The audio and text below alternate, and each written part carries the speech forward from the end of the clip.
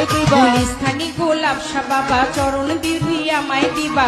তুমুল পরিচিত একটি গানের সেই গুলিস্তানি গোলাপ শাহ বাবার মাজার এটি। সরাসরি মাজারে গিয়ে দেখা যায় ভক্তদের দেওয়া টাকায় মাজারের চারপাশ ভরে গিয়েছে। কোনো ভক্ত রেলিং এ চুমা খাচ্ছেন, কেউ বা আবার মানত করছেন। হ্যাপি মানুষের কি অবস্থা সবার, কেমন আছে সবাই? আমি এখন রয়েছি শহীদ নজরুল ইসলাম অ্যাভিনিউতে।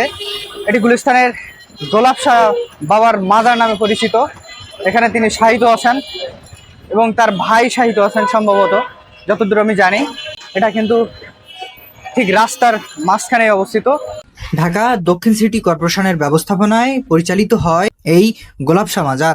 ঐতিহাসিকরা বলেন যে মাজারের স্থানে অতীতে অজ্ঞাত এক ব্যক্তির সমাধি ছিল এবং পরে লোকেরা এটিকে কোনো আধ্যাত্মিক নেতার বলে বিশ্বাস করে জিয়ারত করতে শুরু করেন। গোলাপ শাহ নামক এক ব্যক্তি ওই সমাধির দেখাশোনা করতেন এবং তার মৃত্যুর পর সেখানেই তাকে শায়িত করা হয়। পরে লোকজন একে গোলাপ শাহের মাজার বলে ডাকতে শুরু করে। মাজারটি নবদম্পতিদের কাছে খুবই জনপ্রিয়।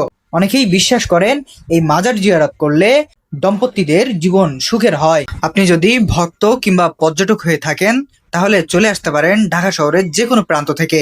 বাসে আসলে নেমে পড়বেন গুলিস্তান বাস স্ট্যান্ডে, আর মেট্রো রেলে আসলে নেমে পড়বেন বাংলাদেশ সচিবালয় স্টেশনে।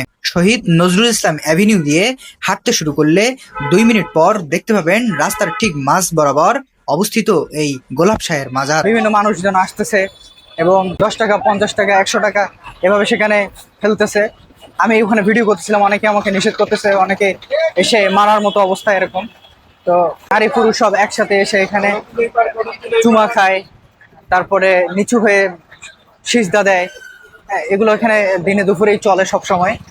একজন ওখানে নিরাপত্তা রক্ষী হিসেবে যিনি দায়িত্বে ছিল, সে আমাকে বলতেছে এখানে ভিডিও করা যাবে না, এটা একটা সরকারি স্থাপনা, এবং এলইডি বোর্ডেও ছিল সেটা। ওখানে একজন গার্ড ছিল, সে আমাকে বারবার বলতেছে এখানে চলে যান, ভিডিও করিয়েন না, ক্যামেরা নিয়ে নেবো, এ ধরনের কথাবার্তা বলতেছিল।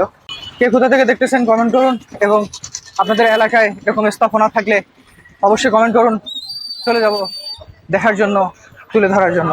সবাই ভালো থাকেন, সুস্থ থাকেন, দেখা হবে পরবর্তী কোনো বিষয়ে।